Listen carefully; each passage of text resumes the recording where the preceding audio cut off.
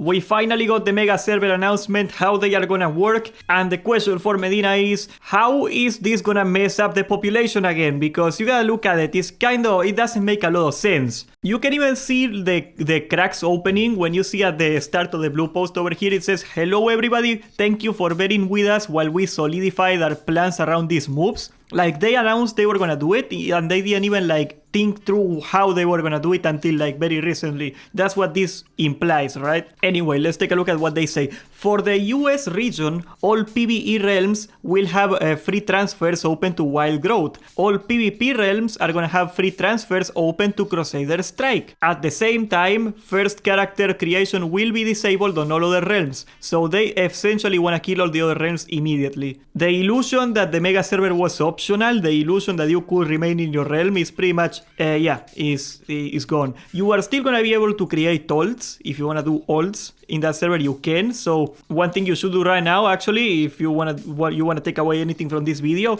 is go to every single server and create a level 1 character, because you're gonna get logged out to that server if you don't. I mean, I don't know why you would wanna do that, but yeah, you can do that. These free characters will happen on the 17th of September, so you don't have like a lot of time to do it if you really wanna get like a character somewhere. I think my prediction is this is gonna effectively kill the servers anyway, but if you're one of those guys that wanna farm some Black Lotus or something on a low pop server and then transfer it, that's gonna mess up the economy quite a bit. I recommend you do that. But they also disabled character creation in Crusader Strike. That's probably so people don't steal names. I do not think that's a reckless decision. It's gonna go until Thursday 19th of September. That's crazy. So they better have a damn good explanation, and you can see that they are attempting to give us an explanation here, so let's follow the logic here. Our reasoning for these decisions are as follows. Wild Growth and Crusader Strike has consistently remained the most populous and active servers in Seasonal Discovery US. Oh, by the way, just for transparency here,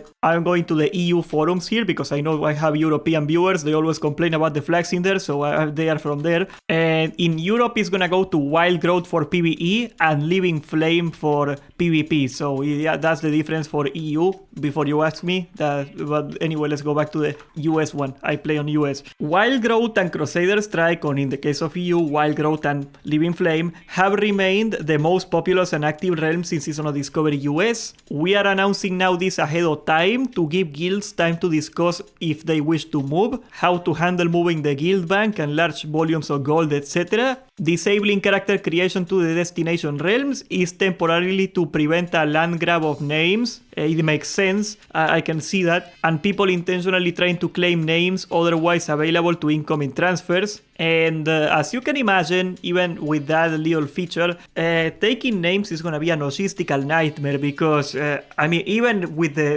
without people acting in bad faith, even without people hoarding names, like every single player in WoW is taking like the name for a character they plan to play and like the real name that their username. Even then, there is gonna be several thousands of people that get the same name. If I were to guess, several millions. I mean, there are many ways they could go over this, and nobody's gonna be happy with any way they choose, because it's gonna involve chopping something, right? The way I would have handled it is I would have made everybody that transferred in to get a new name. I think that's the healthiest way to do it. They are not gonna change the way that names work in World of Warcraft just for this, so like a different solution is not gonna be possible, but they chose to go the opposite way. So let's take a look at this, okay? As part of this process, we are also utilizing our name reclamation feature. This feature will automatically allow you to take names that otherwise are on an inactive account. We have set the date for inactivity to the beginning of Seasonal Discovery Phase 4, so any account that has not once logged into Vanilla World of Warcraft since July 11th will be eligible to lose their character names if those names are requested by an upcoming transfer or character creation. Please note, customer service, okay, this is important here, will not assist with game time requests or exceptions to this process. Now, of course, I got Blizzard in very high regard. I think Blizzard is one of the least profit-driven and less cynical, least pragmatic companies on earth. Blizzard does everything they do for the love of the players and because they believe in kissing each other and sunshine and rainbows. So I think it is a complete coincidence that they do it this way, because a lot of people are gonna resubscribe just to preserve their names for later. I mean, it's a complete coincidence. I am sure that's not what they are thinking through their heads right now. That's definitely not their intention. And I am so sure that it's not their intention that I swear it on Bobby Kotick. Yeah, I mean, like, it doesn't get any more airtight than that. I mean, I got a pretty safe bet here, don't I? So yeah, as you can imagine, people are gonna be really upset about that, and I'm gonna read it on the comments tomorrow, and that's gonna feel really nice. It's a really nice morning when I see people molding in the comments. That's the best way to wake up. We hope that this will give as many people as possible a chance to maintain names that they have grown attached to, but appreciate that not everybody will be lucky, but ultimately we believe this consolidation will lead to the best experience for seasonal discovery players. Now, if I'm gonna check the replies right now, I usually do not check the replies, but I just wanna see people molding. I love forced realm changes because who wants to keep the name they had for years? Not creating a fresh server is a huge L, so you are forcing us to play on a mega PvP server even though we didn't agree to this. I don't wanna play on a streamer server, please let me go PvE instead. That's actually something that I am very shocked about. I was kinda hoping they would give people the choice. A lot of people re-rolled, okay, especially like the tryhard parses, because there is a lot of buffs that you cannot boon. I mean, maybe not anymore, but back in phase 2 and phase 3 that was the case. And just having a slot around the entrance of Sunken Temple and not being able to go inside the raid, it just pissed people off. Like, if you were like one of those people that wanted to get a 100 pars, you had to go in PvE basically, you had no choice. And I think a lot of people would take this opportunity to go to PvE if they had the choice, because a lot of people are really upset at the slaughterhouse that is the entrance of raids. I will be transparent to you people, the only reason that I play on PvP servers is because there's the most people in it and because all my friends play in it. If it were up to me, I would play on PvE. I really do not care for world PvP at all. But you gotta play on PvP, that's where everybody is. You don't wanna hang out with the cool kids or something, you weirdo? You can read right here, let Crusader Strike players move to wild growth, you know people want it. And once again, okay, let's be honest, let's be fair. It is very hard for Blizzard to make a decision like this, to make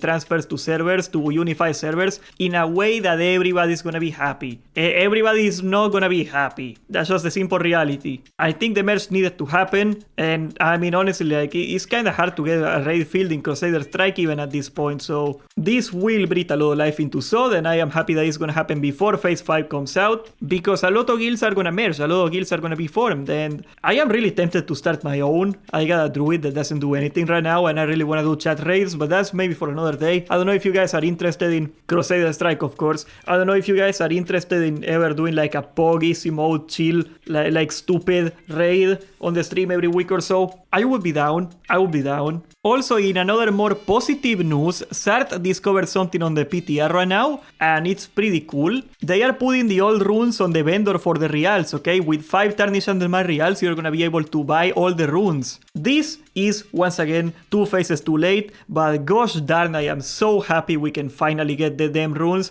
Some runes were essentially impossible to get. How were you supposed to get the Wild Offering runes? Nobody's doing Marodon anymore. I mean, nobody's doing them like 20 times in a row anymore. That's what you're supposed to do. Nobody's doing the riders. You had to get somebody to help you out, and like many examples like that. So this actually will get a lot of people to play ults again, because that's the reason that many people are not playing their ults, is that every phase it becomes like insurmountable almost, getting the runes to get the ult in a playable state, and about time. About damn time. So props to Agren for finally listening to us, and if I gotta be guess here for a minute, I think internally Blizzard considers the rune system a mistake, and I do consider the rune system a mistake. I think like the whole grinding 15 runes to get your class working is not something that is very appealing, and I probably will not see this in Classic Plus. That might be just my guess though. Anyway, what do you think? Are you upset? Please tell me if you're upset, okay? I wanna know everything about it. Actually, I wanna know the whole detail of why you're upset. If you wanna